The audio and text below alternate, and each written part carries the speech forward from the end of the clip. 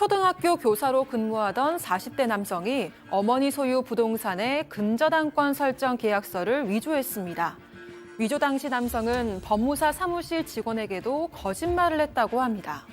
근저당권 설정 권한을 위임받았다고 하고 몰래 챙긴 어머니의 인감도장을 위임장 문서에 날인했다고 하는데요. 이 계약서로 남성은 다른 사람들을 속여서 돈을 가로챘습니다. 그런데 교사였던 남성, 왜 이런 짓을 했을까요? 자, 초등학교 교사가 주변 사람들한테 14억 원 이상을 땡겼다.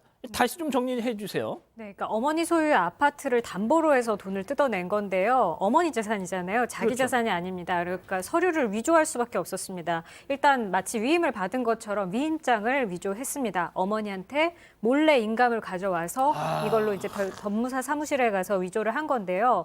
이렇게 해서 근저당 설정 계약서를 위조를 한 다음에 이 아파트를 담보로 돈을 빌렸는데 2017년부터 2년간 안 걸렸습니다. 5명에게 14억 원을 갈취했습니다.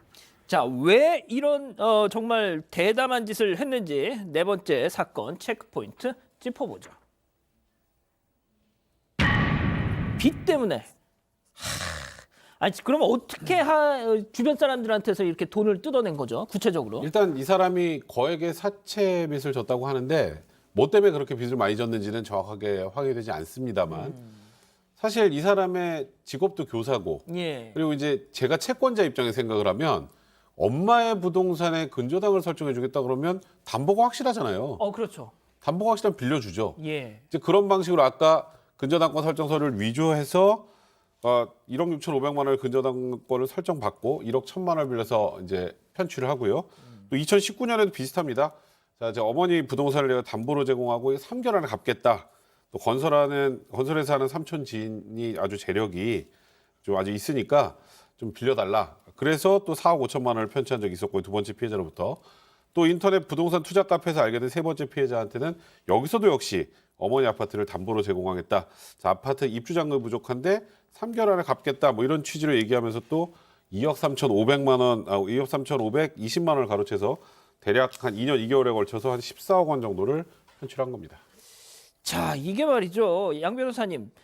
뭐 근저당권으로 사기를 쳤는데 그거 말고도 또 뭐 있었다는 거죠? 다른 방법을 썼던 거예요. 지금까지 3명의 피해자가 근저당권 사기였고 네 번째 피해자한테는 2017년부터 주식 투자해가지고 돈 좀 많은데 한 달에 이 돈 빌려주면 이자로 한 달에 2% 지급을 하겠다라고 해서 찔끔찔끔 빌린 게 한 2억 8천만 원 가량을 또 이 사람에게 편취를 한 거고요.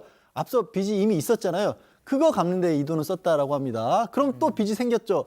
어떻게 했을까요? 5번째 피해자를 찾아낸 거죠. 이번에는 공부방 계약하는데 이것도 보증금이 필요하다라고 해서 총 4억 원 가량을 받아냈다고 하는데 이건 또 사채를 또 끌어다 쓴 모양인데요. 사채 가운데 썼답니다. 자, 백 기자. 그래서 결국 재판에 넘겨졌어요. 네, 사기 그리고 사문서 위조했으니까 또 그리고 행사했으니까 위조, 사문서 행사 등 이렇게 혐의가 적용이 됐고요. 징역 5년을 선고받았습니다. 징역 5년. 14억을 사기를 쳐가지고 징역 5년. 자기 어머니 그 인감도장을 해가지고 해서 이거 다 버린 일이잖아요. 네.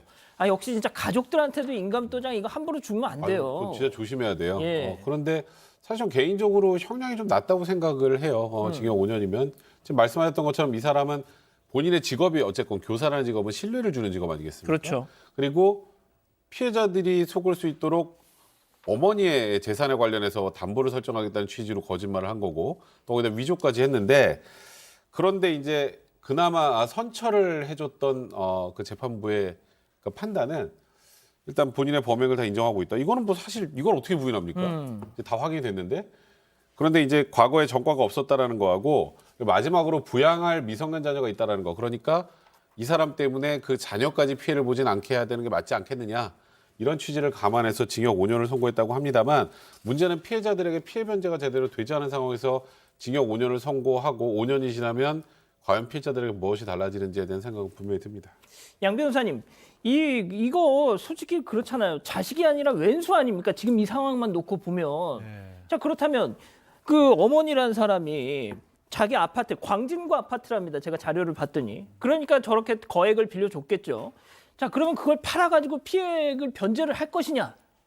아니면은 그냥 야 너 들어가서 살다 나와 이렇게 의절을 할 것이냐. 왜 어머니한테 그런 고민을 안긴 그러니까요. 모양을 만들었을까요? 사실 일단 그렇게 안 하더라도요. 근저당도 설정이 됐기 때문에 어머니는 이거 푸는 소송부터 해야만 하는 거예요. 게다가 주위에 돈 빌리면서도 어머니가 연대 보증한다 이런 식으로 얘기를 해놨고 아마 그 과정에서도 그걸 믿었던 사람도 있기 때문에 어머니한테 또 이 찾아오는 채권자들도 있을 수밖에 없지 않습니까? 아들 빚을 저는 안 갚으셔야 한다라고 보고 채권자들은 정말 죄송스럽지만 어머니가 이 아들을 그 대신 갚아줌으로 인해서 생길 또 다른 피해 이런 부분들이 있기 때문에 그거는 좀 지키시는 게 맞지 않을까 싶고요. 이 피해자 젊은 나이니까 어느 정도 부분에 있어서는 자기가 노력해서 마련한 돈으로 또 갚아야죠. 어떻게든지. 어머니가 그 빚을 갚아주면 어머니가 어디서 사나요? 아 그러네요 진짜. 이런 경우에는 어머니 갚아주지 않는 게 맞죠. 아 그렇군요. 알겠습니다. 자 오늘 사건 이렇게 정리하고요.